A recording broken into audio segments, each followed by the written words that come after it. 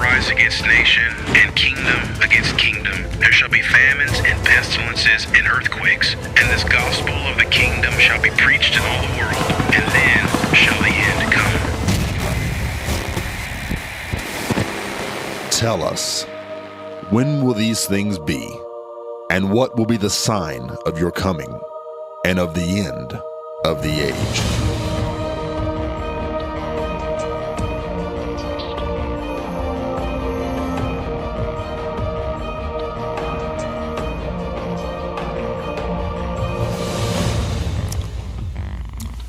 Well, we have a very special program for you today. I'm delighted to have with me a good friend of mine, Dvora Ganani, and she is the ambassador from the Jewish Agency to the Christian community. Dvora, welcome to End of the Age. I'm happy to be here. Dvora is from Israel, and she and I met a few years ago, and since that time we've had some wonderful times together. She showed me around the Jewish Agency. She allowed me to go to the absorption center in Tel Aviv. We've just had some wonderful times, and many of you out there have already donated to what we call the Another Jewish Holocaust Fund, and that money is designated to go to the Jewish Agency, and they help bring Jews from all over the world home to Israel. And oh, by the way, this is a prophecy program, and you know that that's a fulfillment of Bible prophecy. Ezekiel chapter number 37 talks about the rebirth of the nation of Israel, one of the greatest prophetic fulfillments ever. And it talks about after 2,000 years of exile, after they were driven out by the Romans in 70 AD, now then, on May the 14th of 1948, the nation of Israel was reborn. I mean, it'll make your hair stand on end when you think about it. And Dvora, she's going to be free to tell you whatever she would like to tell you today. But it's wonderful to have you here, Dvora. And I'll tell you what, let's do. I know you've had a very interesting life in Israel. And I don't remember, were you born in Israel? Sure, I was born in Israel. Okay, so you're what they call a sabra. A sabra. Yes. Tell us about your life. You've done a lot of interesting things. So would you just tell us? First of all, my father came from Hungary. Excuse me. My mother came from Russia. Both of them, the families were killed in the Holocaust. Oh my. And as I'm saying, our generation never had grandma or grandpa. We didn't have that because all of them were killed. Mm-hmm. I was born in a kibbutz, which was a communist community at that time. Yes. And served in the blonde lady at that time after Golda Meir. Mm-hmm. Of course, she was much more important than me. And after that, I served as a diplomat in the U.S. I was working in Egypt for 4 years. And to tell you the truth, I fell in love with the church when I was a diplomat. Okay. At that time, they told me to go to synagogues and try to bring Jews to Israel. But I didn't do that. I went to churches. Uh-huh. And began to talk to them about Israel, and I don't know what happened and why. The first pastor that I was working with or going to his church was Pastor Benny Hinn. Oh, yes. And I was able to bring him to Israel in 1992, first time with 4 planes. So I fall in love with the feeling at the church, with what they were teaching. I didn't change my Judaism, but I loved the heart and the pureness and the love to Israel that I found in the churches. You know, Dvora, a lot of people think that if you fall in love with Christianity, you've got to quit being Jewish. I had a wonderful close friend. He was my guide for 26 years. And I said, Yehuda, have you ever considered Christianity? He looked at me and said, I'm Jewish. I said, what's that have to do with anything? Jesus was Jewish. Right. And so consequently, he looked at me like, never thought of that before. So anyway, so your life has taken a lot of twists and turns, but you've had a lot of wonderful relations. I remember I met you for the first time in the foyer of the lobby of the King David Hotel. Right. And that's the first time we had a wonderful conversation together, and I've loved you ever since. So thank you very much for being with us in our studio here in Dallas today. Thank you for having me. Well, let's talk about the Jewish Agency, because the Jewish Agency is so important. Just most of our listeners will not know much about the Jewish Agency. So fill us in. What's it about? How did it get started? What are you doing today, and what's your role? The Jewish Agency was established 100 years ago by the decision of the League of Nations, 1922, that at that time the UN decided that the Jews should have their own state. Yes. And since then, since 1929, the Jews, the leadership of the Jewish people, the Zionists, began to organize themselves to come back to Israel. And the Jewish Agency became the umbrella organization of all the Jews of the world till today. 1948, when the state was established, State of Israel was established, the head of the Jewish Agency at that time, David Ben-Gurion, I'm sure everybody knows who he was, he became the Prime Minister of the State of Israel. From his seat as a head of the Jewish Agency, he became the Prime Minister. And since then, the government... The first Prime Minister of First Israel. Prime Minister. Very first one. Yeah.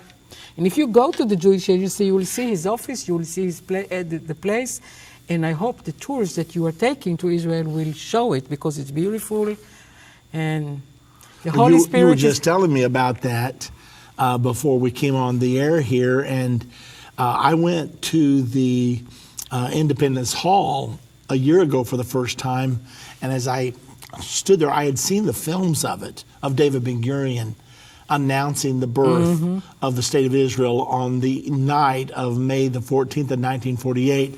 And then I stood where it all took place, and I'm standing there, and there was the names of Golda Meir on one of the seats and several others of the founders of Israel. And I stood looking where he stood when he made that declaration.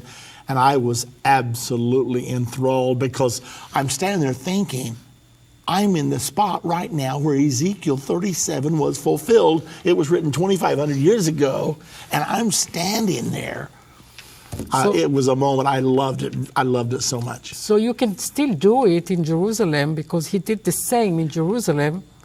The same day, the parliament moved to Tel Aviv because of security reasons. So sometimes, there are mixed information. But he did it also in Jerusalem, and you can come and see it and feel it and understand what it means to declare the State of Israel. And what we are doing now, we are bringing around 7 million Jews that are still in the diaspora, as we say. Many of them are here in America, many in Europe, and we try to bring the Jewish people back home. And the State of Israel declared that there will not be one Jew that wants to come back, that we will not bring them. And as you know very well, we had a very secret and very huge operation to bring the Jews from Ethiopia, black Jews. Yes. We are doing it from other Muslim countries that we are not allowed to say their names.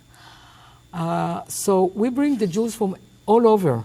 And what we do with them, we give them a home in Israel, educate them, give them social security, free social security, education, and teach them how to live in the new country.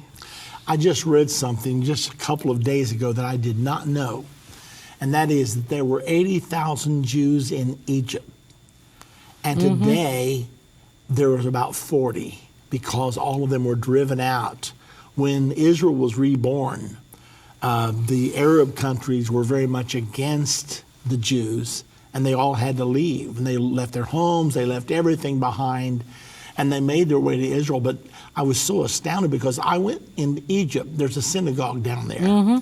And I think the rabbi was forced to stay behind by himself in order to keep the synagogue open. And I watched him there, and all of his family's gone, everybody's gone, and he's there to keep it open as a tourist attraction there. I think it was in Cairo. And anyway, I saw the Jewish quarter there, and they're all empty now. There's no one living there now. But anyway, it made such an impact on me when I saw that. And that was several years ago. But what we've seen then, and still, we've got several million Jews that are not yet back in Israel, even though the Lord said, I will give you from the north, the south, the east, the west, where I have scattered you, and I will bring you back into your land, never to be scattered again. Now, I love that promise, because there's a lot of people that still want to scatter the Jews again. Yes, we know. We see it every day in Israel. We will throw them to the sea. Well, let's pause a minute, Dvora, and I want to talk to all of you out there, because if you would like to help, we're living the end time right now. Those of you that listen to this program regularly, you know that the end time is right now. There's so many prophecies being fulfilled right now, and we want to help the Jewish Agency. We've already been able to do it some, but not nearly on the magnitude that we want to. If you're out there and you would like to help a Jewish person make it back to Israel, I know I stood there in the Jewish Agency and I saw the phone calls coming in, Dvora, from all over, and I saw them writing in. They were from Russia, they were from France, they were from all over. Jews saying, how do I get home? What can I do? Well, one of the big obstacles many of them have is finances to be able to make this trip.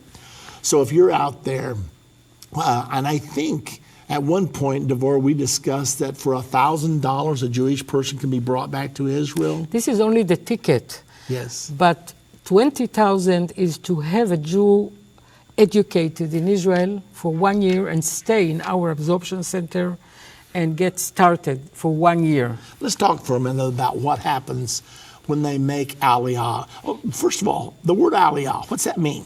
Aliyah is to go up. Yes. So when you go to Jerusalem, to Israel, you're going up. Yes. But what's interesting about the word is many words in Hebrew include the name of God. So Aliyah, Yah is the name of God. So it's to go up with God. So when we say that a Jew is going to move from wherever they are in the world to Israel, that's called making Aliyah. Aliyah. Yes. It's going Aliyah. Yeah. Okay, so when they make Aliyah, then you bring them to Israel, and then what happens? There are all kinds of opportunities or options, depends on from where you come and what is your education and what are your needs. We have around 24 absorption centers that we absorb there, mainly the Jews from Ethiopia, because they are very weak and they need a lot of help, but also a lot of young people that doesn't have homes. So what we do there, we give them a social worker, teaching them, first of all, teaching them Hebrew, and then discussing with them their future, helping them to find apartments, if they need help in the bank, giving them health insurance and all what they need for 1 year. Then there are other options. There are groups that go to the kibbutzim, to the kibbutz, to the social community, and they can stay there with families that help them to be absorbed. So this is another opportunity. Those who has relatives and decide to go to the cities are helped in their city by all kinds of help. First of all, the government give a little bit of money, around $1,000 for a family when they arrive. And then they can get all kinds of courses for studying. If they need to study, if they are doctors, we need a lot of doctors, so we have special program for doctors, nurses, you name it, everything, and they can or make their exams again. To be a doctor, you cannot study in Ukraine and then be a doctor in Israel. You need to go through some exams. Or you will have to learn a new profession, which we are helping them. Now, ladies and gentlemen, we're not talking about just anything here. We're talking about a God-ordained prophecy. Remember in the Bible, in the book of Ezekiel, chapter 37, Ezekiel saw a valley full of dry bones. They were scattered, they were disconnected. And God said to Ezekiel, "Can these bones live?" And Ezekiel looked at that. They were bleached, they were dry, They were scattered. He said, I don't know, Lord, you know. And God said, prophesy to the bones. And so Ezekiel began to preach to them, to prophesy to them. And as he did, the bones began to come together, bone against bone, all in their rightful place. Then God said, prophesy again, and he did. And then muscle came on to the bone. And then he said, prophesy again, and flesh come onto the muscle. And then finally he prophesied, and they stood up like a mighty army. Well, that is a picture. I believe that Ezekiel saw a picture of Hitler's concentration camps. The stacked bones, 6 million people died there. Mm-hmm. And yet, God brought them out of that and fulfilled his promise of Ezekiel 37. I mean, when you go to Israel, you can't believe it. We're talking about 600,000 people approximately were there at the time of the birth of the nation in 1948. Today, it is a modern, booming state of around 8 million people, 6.2 million of them Jewish. And it is incredible. They have several Intel factories there. Apple is building there. The technology is incredible. Beautiful cities. You can't believe that started from zero in 1948. And here we are, 70 years or so later. And this amazing miracle. Ladies and gentlemen, it is a miracle straight from God. But it's not over. And that's the reason that I wanted Dvora to come today, is so that she could tell you from the Jewish agency perspective what they try to do to help the Jews to complete that pull they feel. Some of them have the pull, they feel the pull and they don't even know what it is, but I want to go home, I want to go home. It's because God ordained it. If you would like to participate in this, you can call our operators right now, 1-800-END-TIME, 1-800-363-8463, and just tell them what you want to give. You may want to give $100, $500, $1,000.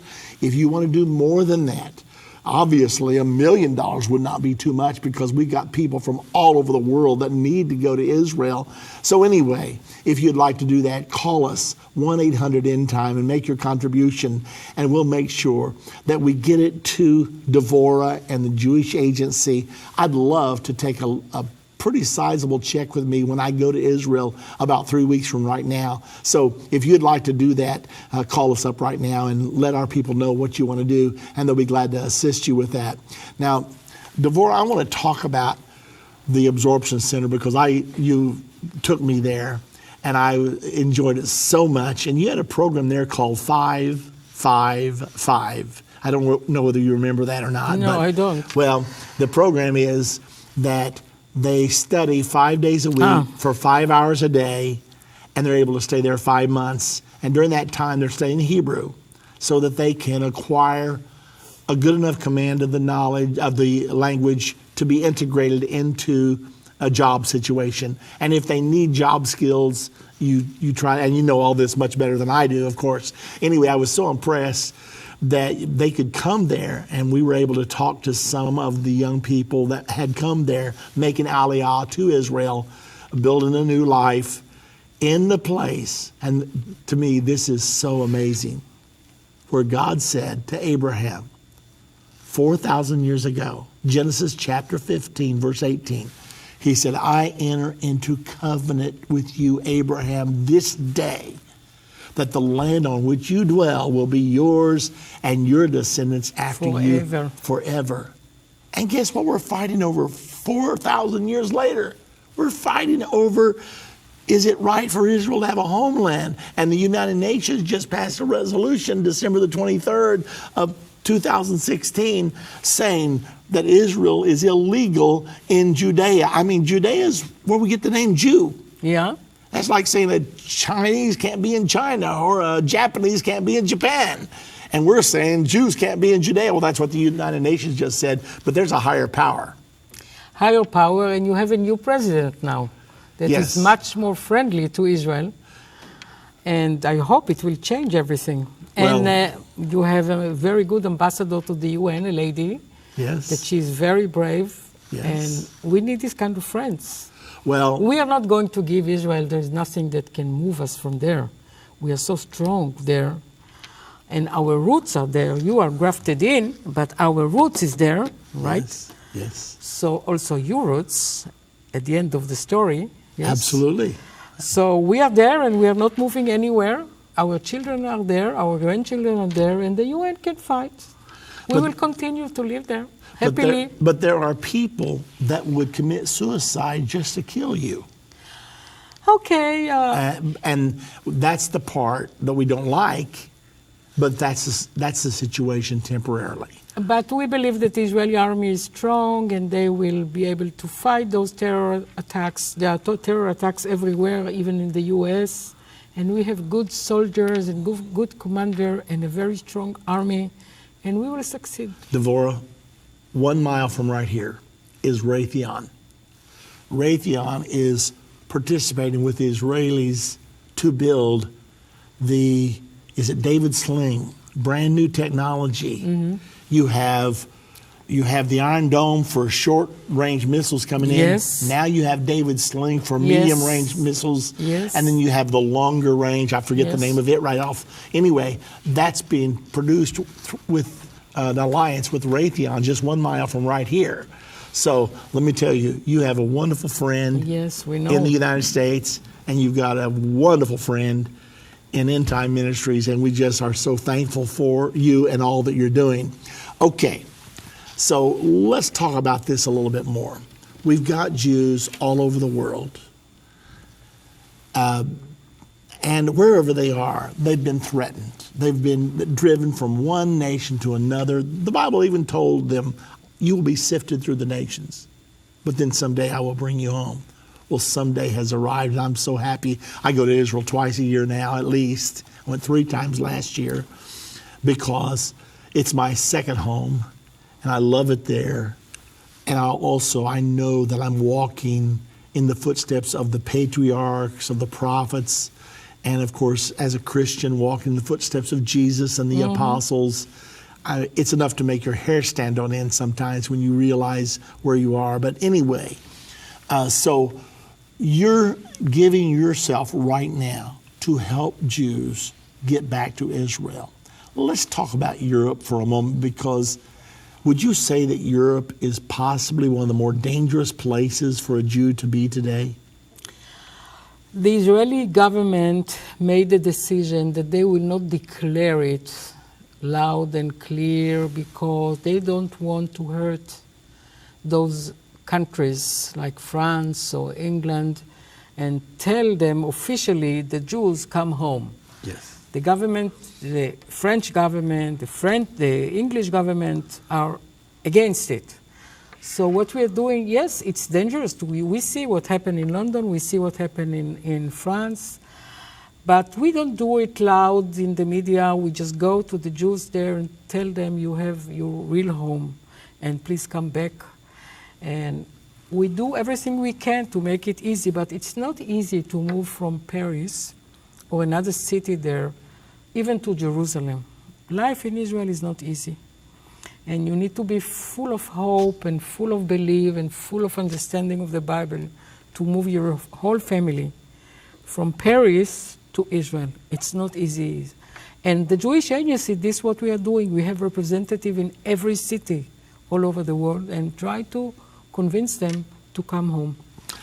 I was reading the book Exodus many years ago. I read the rise and fall of the Third Reich several times through. So I'm very familiar with what happened before the ascent of, and during the ascent of Adolf Hitler to power in Germany. I read about what they call them runners, I believe. They had young Jewish men that would go from door to door and house to house saying, you've got to get out. Mm-hmm. There's horrible things ahead. And so many of the Jewish people, they were comfortable, they owned businesses, they like owned today. homes. And they just said, oh, it'll blow over, we'll be okay. I'll never forget one book I read. When the hammer really came down, the Jewish family sent to this runner that had visited them and said, get us out, we're ready to go. And he slammed his fist on the table and said, you've waited too long, I can't get you out now. Oh, that hit me in the stomach, like a lead weight. So bad.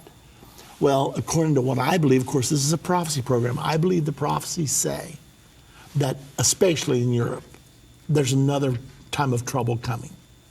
And I believe that right now, what you're doing is so important.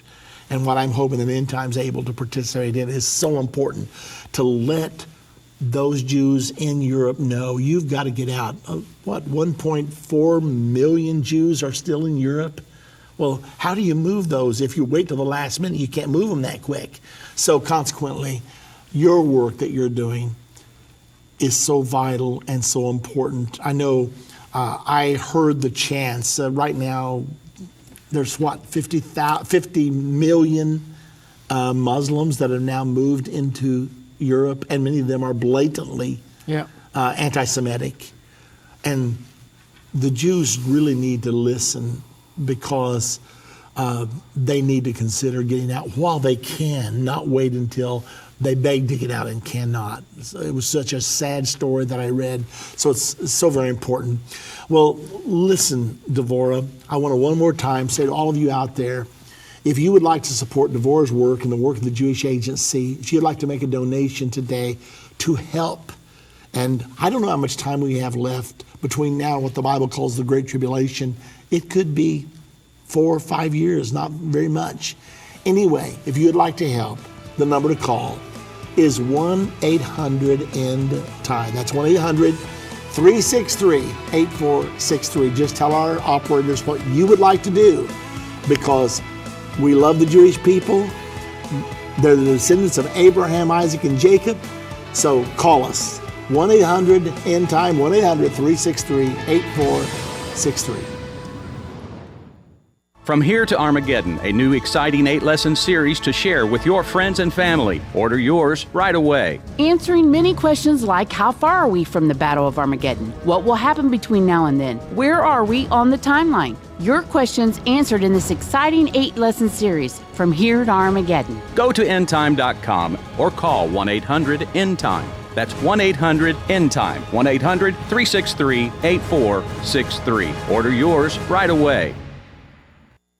Today I have some exciting news to share with you. You can now become a magazine subscriber for life. You will receive first-class benefits that will include a lifetime membership to End Time magazine, as well as an unlimited access to the digital version of the magazine. You will also receive 20% off of all future orders at endtime.com, well, at least till the rapture happens. Never worry about missing one important issue or forgetting to renew.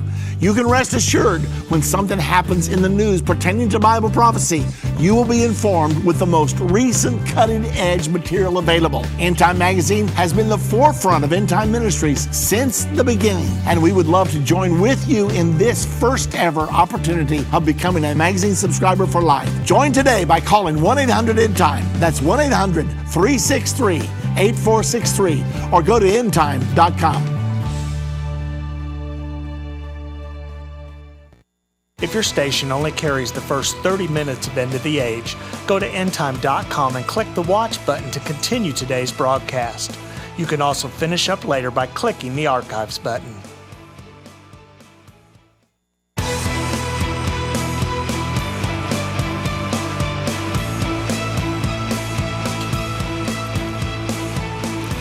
This is part 2 of our interview with Dvora Ganani. She is from Israel, and she works as ambassador to the Christian community for the Jewish Agency. Their main thrust is to help Jews around the world to make it to Israel in these critical times in which we live. So once again, Dvora, I'd like to welcome you back to our program, Into the Age, right here in our studios in Dallas. Nice to have you once again. Happy to be here. Dvora is a wonderful person, and she has lived in Israel all of her life, was born there, so she knows very well the Israeli government and all that pertains to the Israeli government. But Dvora, of all the things that have happened to you as a Jewish person living in Israel, What is the most outstanding experience that you've had there? Were you there during the 67 war? I'm sure you were. Sure, I was a soldier. Are you old enough to be there? No, I was a baby. Okay. Tell me about it. But I was, at that time, the wall between East Jerusalem and West Jerusalem was still there. I don't know if you remember where is the Ministry of Education between East Jerusalem and West Jerusalem. There is a beautiful building. There was an embassy there right on the line, no man's land. They've moved the embassy now into West Jerusalem, but I used to walk from the Olive Tree Hotel to the Temple Mount, yes, down that street. I walked right by the embassy. So there was a wall there, and we were young soldiers, so we used to keep the lines. So we were standing there looking on where they were shooting. And it was a terrible war, but this was not the only war that we were. You know, we were in 73, I remember as a child even the Sinai War in 1956. Yes. And as a child, I lived in a house where all the children were, and there was, I don't know if you remember, a ship, Abraham ship came from Egypt, okay, and began to bomb Haifa border, Haifa port. Uh-huh. And I remember myself, because we didn't have parents living with us at that time, because as children the education was different, so we were living children alone in a children's house, and we heard the bombs, and I took a blanket, as I was very, very young, and ran to the shelter. I remember it so well. So we have memories for so many wars that people were killed. And let's back up for a moment just to make sure, because some people may not understand the situation.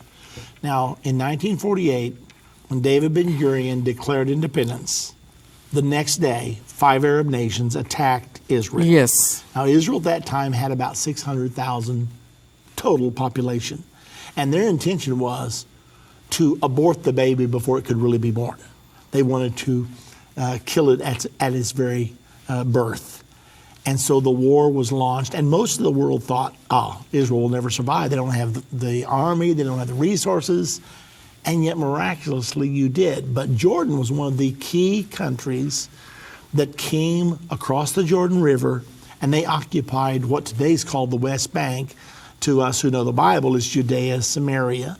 So they occupied that, and that's the reason Jerusalem was divided, because Jordan illegally occupied territory that did not belong to her. Mm-hmm. They occupied what was part of the British mandate, yes, which the British had said should be a homeland for the Jewish people. Mm-hmm. Well, now they occupied that, and that's the reason there was a no man's land. That's the reason there was a fence, because when the armistice was struck in 1949, that's where the armies were. And so wherever they were, that's where the line was drawn at the time.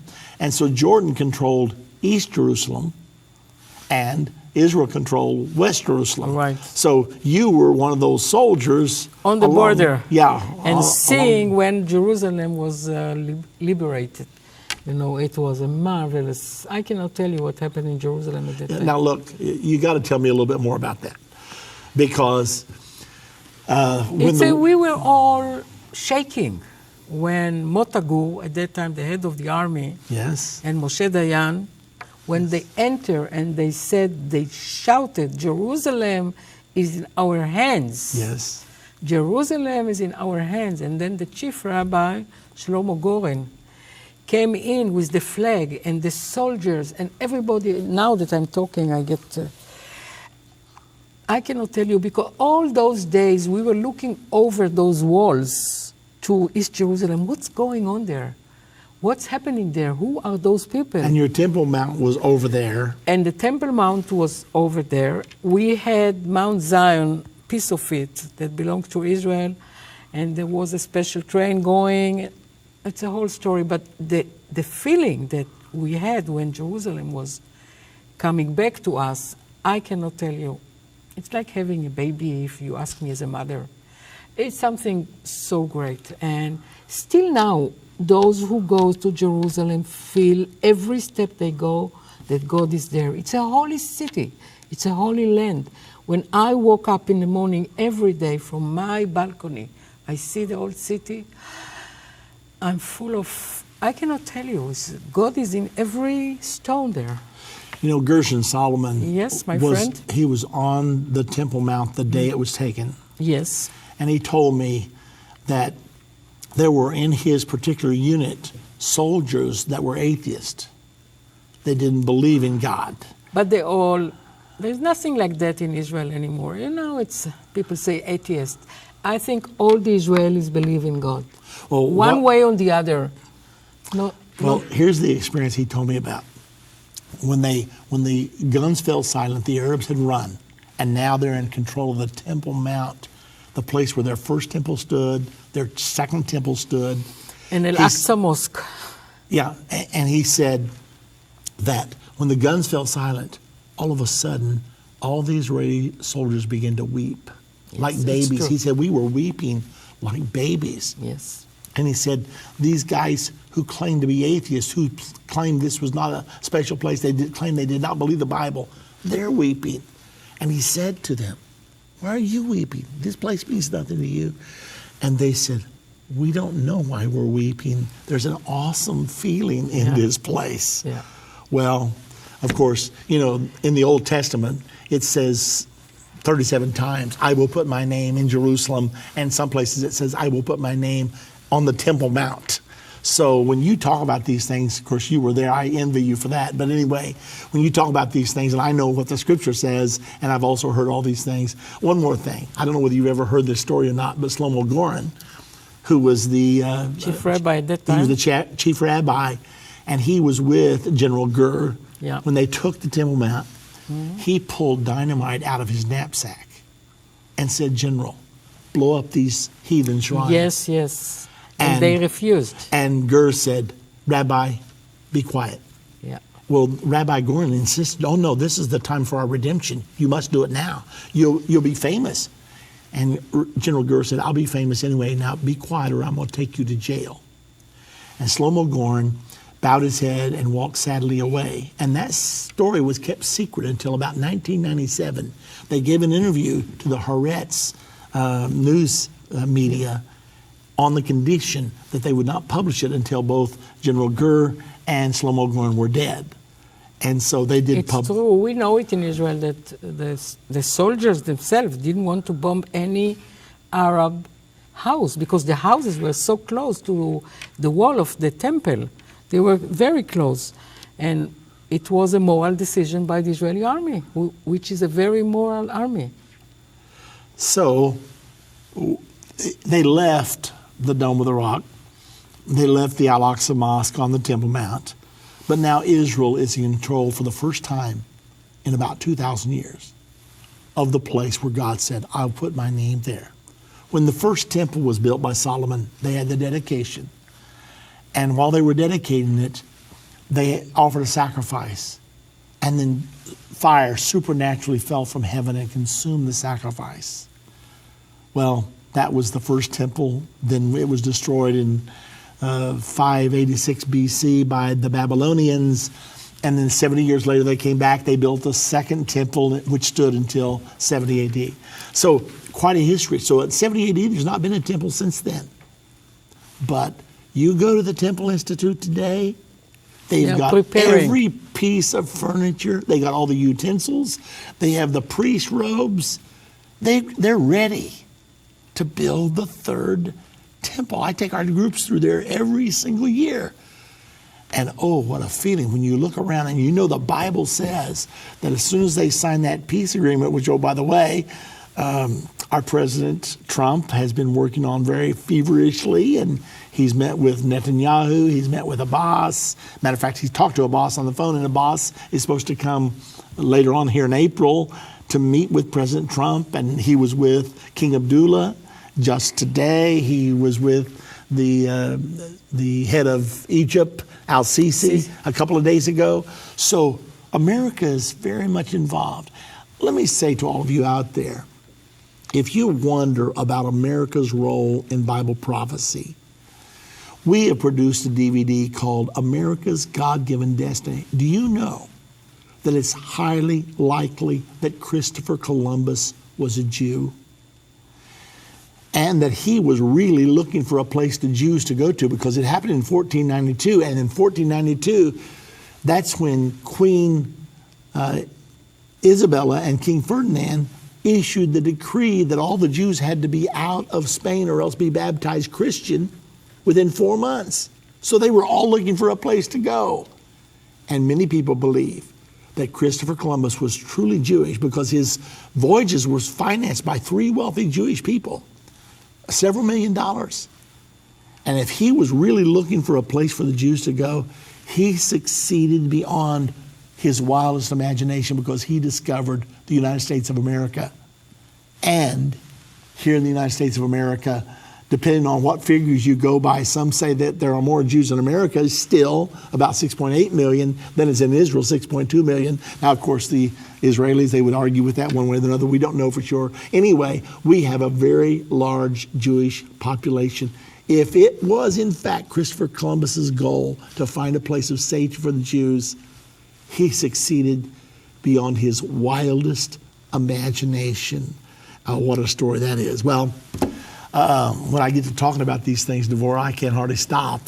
But in case you'd like to have the DVD we produced, America's God-Given Destiny, pick up the phone and call us, 1-800-END-TIME, and our operators will tell you what you need to do to get that DVD. I think every American, I think everyone in the world, and every Jewish person should get that DVD, because we show where America is in the Bible. We show what the Bible says America is going to do as we move into this system of one world government that the Antichrist will soon rule over. We show America well, I'm not going to tell you what we show. Get your own copy of the DVD, America's God-Given Destiny. And while you're at it, ask the Lord what he would have you to do as far as a donation to the Another Jewish Holocaust Fund, which is designated completely for the Jewish Agency, because we want to help Jews get back to Israel. Now, we're getting really close to the end times now. Remember, President Trump and Prime Minister Netanyahu are trying to get a peace deal with the Arabs right now. The Bible teaches if they get that deal done, that marks the beginning of the final 7 years to the Battle of Armageddon and the second coming of Jesus. So it's America's God-Given Destiny and the Jewish Holocaust Fund. Call us, 800-END-TIME. We'll be back in just a moment. Let me tell you today about our exciting Armageddon collection. What does the term Armageddon mean? Why is it so important in Bible prophecy in the last days? And what will happen between now and then?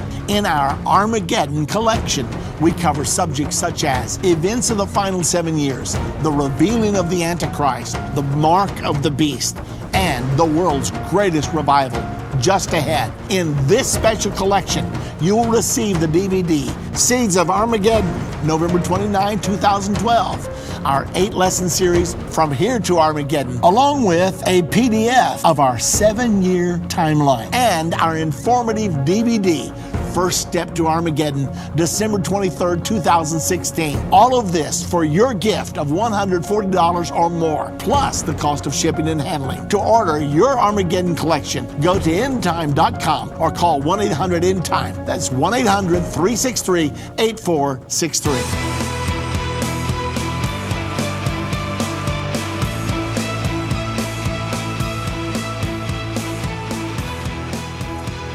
Once again, I have with me very wonderful friend, Dvora Ganani, and she is from Israel. She is the ambassador to Christians from the Jewish Agency. The Jewish Agency, she explained to us earlier in the program, is 100 years old, and they concentrate on bringing Jews from around the world back to their homeland in Israel.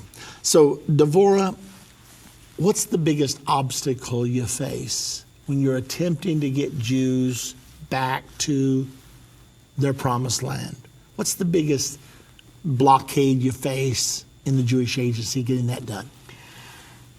The biggest issue is finance, because to bring a family from Houston or from Dallas to Israel, give them a home and give them education and give them health insurance, it costs a lot. And not many families can afford it. So finance is the main issue. Besides that, there are Jews that cannot come because they are in Muslim countries. So we need to do a lot of secret mission to bring those Jews back. Are you free to talk about? No, I'm not free to talk about those, but you can imagine those are Muslim countries that there are Jews there that cannot come by themselves, and we need to bring them. And just 1 week ago, I had a phone call from a lady that she's in charge of this operation. And I will not say the name of the country, but she said, we just rescued a family of a rabbi from this country who was totally sick. We had to rescue him by airplane, and we need to give them a home in Jerusalem. Can you find someone that will help us to finance the family home in Jerusalem? In 1 hour, there was a lady from Korea that I picked up the phone, and she said, I will give you those $600 for every month, and the family of the rabbi will be safe. Because we cannot help everyone financially. So this is one reason, the financial. The other reason is it's very easy to live in the US or in Paris for the Jews. They have good life, they have good jobs, they have going to good schools, and it's not easy to live all this luxurious life and go to Israel, which is a very nice home, but still it's developing country, and still it's not easy. So if you compare those two situations, it's not easy to take decision. So on one hand, money. And money. Anybody can help with that. Anybody that God's blessed them where they could do it, that they can make a donation to the Jewish Agency. And you have the machinery, you have the processes in place, so you can bring them there, put them in an absorption center. If they don't know the language, teach them the language. If they don't have skills, you help them to acquire the skills, and you sort of hold their hand. Yes, we do. And get them through. But what I want to say, many people say the Jewish people, they are so rich people, so why they need help from others? So it needs to be said that the Jewish people all over the world are those who support the Jewish Agency many, many years. They are giving millions of dollars to support the budget of the Jewish Agency, Jews from all over the world. But this is not enough to bring everyone back home. So they are giving millions, but this is not enough. So this is the reason we are also asking our Christian friends to give us a hand by bringing the Jews on their shoulders, as the Bible declares, back to their home. And ladies and gentlemen, the Bible does say to Abraham, I will bless those that bless you. I will curse those that curse you. I know when I was thinking about the resolution, and I'm not asking you to say anything about this, Dvora, because I know that you are in somewhat of a sensitive situation. But when I was thinking about the resolution that was passed against Israel on December the 23rd of 2016, I thought I would not, for $1 million, for $10 million, I would not be one of those heads of state that participated in that resolution saying that Israel should not be in Judea, Samaria, East Jerusalem. I wouldn't be that. Because, you know, in Zechariah chapter 12, it says, I will make Jerusalem a burdensome stone for all people, and all who burden themselves with it shall be cut to pieces. That's quite a startling statement, but that prophecy is for the time we live in right now, and we're seeing it on every side.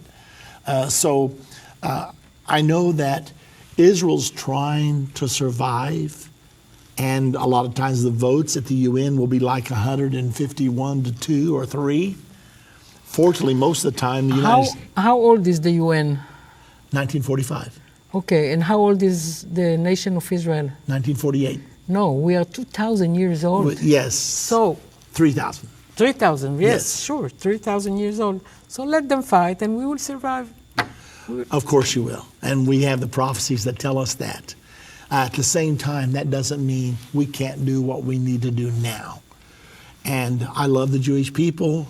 I now have a college in Jerusalem. I'm very excited about that because I believe that not only does America have a destiny, but Israel definitely has a destiny in the times that are just ahead. When I think about what lies ahead, yes, there's some tough times ahead, but there's some glorious times. You know, Dvora, I had an interesting experience.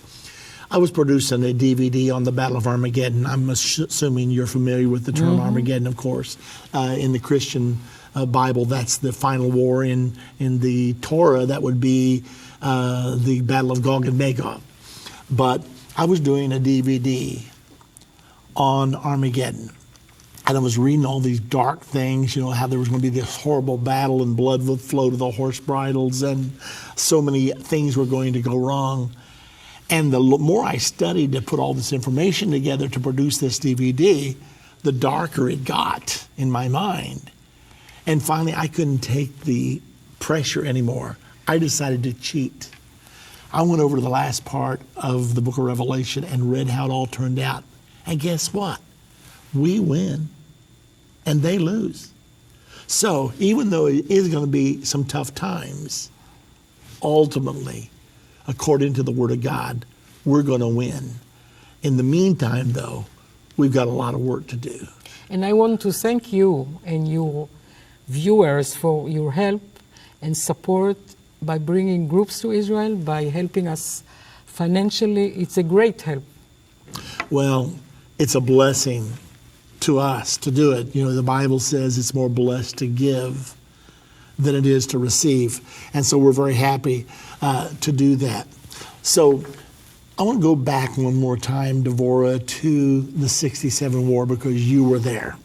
And I've read books about it and they've enthralled me. I remember where I was. I was in Ypsilanti, Michigan. I was a young traveling evangelist. I was preaching revival in Ypsilanti. And the particular pastor I was preaching for thought from the prophecies that when Israel crossed the fence from West Jerusalem to East Jerusalem, he taught the rapture had to take place. So I'm preaching on a Sunday, and that's when the war started. And this pastor gets up, he was an elderly man, and he said, folks, they're fighting in Jerusalem. If they cross that fence, we're gone. Well, you would have thought I was the Apostle Paul. I preached and the whole altar filled up from wall to wall. Everybody was really serious about praying that night. Well, I went home the next day, and of course I was glued to the radio, and Abba Eban, he was speaking at the United Nations so eloquently, and I was fascinated with all this, and I'm listening, what's going to happen? Now, I did not happen to believe that pastor's understanding of the prophecy was correct. I did not agree with it, and so I wasn't thinking that was going to happen. But I was listening nevertheless. I never forget, I had a glass of lemonade, and I had my Bible in my lap, and I had my radio, and I was listening. I was studying the Bible, and I was listening to the radio. And they broke in. Israel has taken the old city. They've taken the Temple Mount. Oh, I'll never forget that. Well, I had to preach that night in a church of the man that just told all of his people that we weren't even going to be here anymore, and we were all there. So anyway, I get in my car to go over to the church that afternoon to pray because I wanted to really have a message from God for that night. And that was my normal practice. So I pulled in. Well, the pastor lived right beside the church, and I had to pull right by his driveway. And when I did, he was out there hooking his vehicle up to his Airstream trailer. I thought, surely he's not leaving town. So I stopped my car, and I got out, and I said, "Preacher, what are you doing?" He mopped it was a hot June day, he mopped his brow with his hanky. He said, "My God, I'm a false prophet and I'm leaving town." Well, he wasn't, but nevertheless, we still had just great revival, people getting saved every way we turned. But that's I'll never forget that. It's so vivid in my mind of those wonderful times, but it's not over. There's great times just ahead. And I believe, in Ezekiel 37, when it says, I'll put my muscle on them, and I'll put flesh, then it says, I will put my spirit within them. I believe there's a great spiritual revival coming to Israel. We feel it. It's coming and we feel it. We feel it more and more. It's true.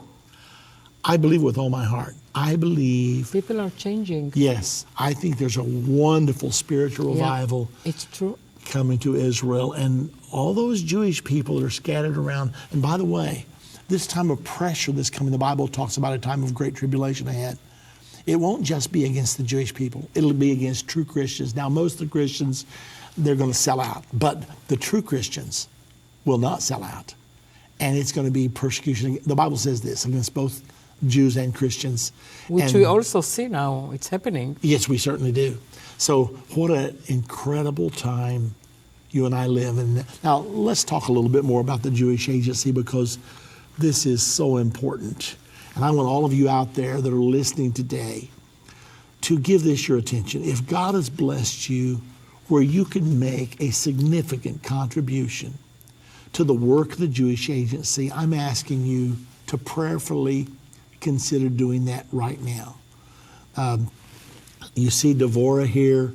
She's giving her life to traveling around right now the United States, but she lives in Israel. She's there working with the Jewish Agency, and she deals with this every day. I'll never forget when I stood in the Jewish Agency headquarters in Jerusalem, and I watched those screens. There were several rooms where people were answering phones, some from Russia, some from Mexico, some from just all over. And they were taking their information. Is your mother Jewish? Is your father Jewish? And they were taking down all the information. And the people were calling saying, what do I do to make Aliyah? And it's thanks to Dvora that I was able to have that wonderful experience. And I thank you for that. Global Center. Yes, it was the Global Center Center of the Jewish Agency. Yeah.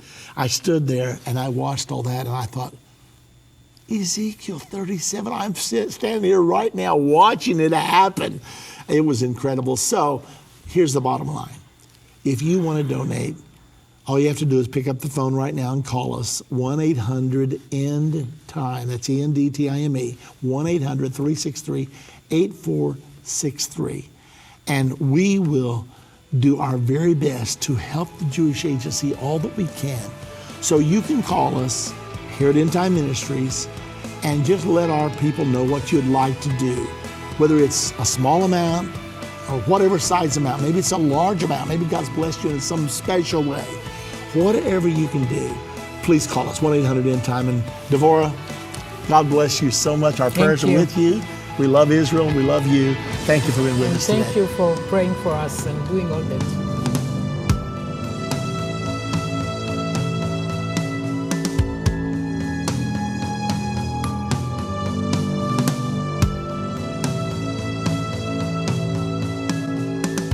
End of the Age is a production of End Time Ministries. This broadcast will be available on our website, endtime.com, in the archives section. On our website, you'll also find more information about how current events are fulfilling Bible prophecy. To reach our operators, call 1-800-END-TIME. That's 1-800-363-8463. End Time Ministries is partner supported. We would like to say thank you to our partners who made this broadcast possible. To do what Matthew 24:14 said, to reach the world with the gospel of the kingdom.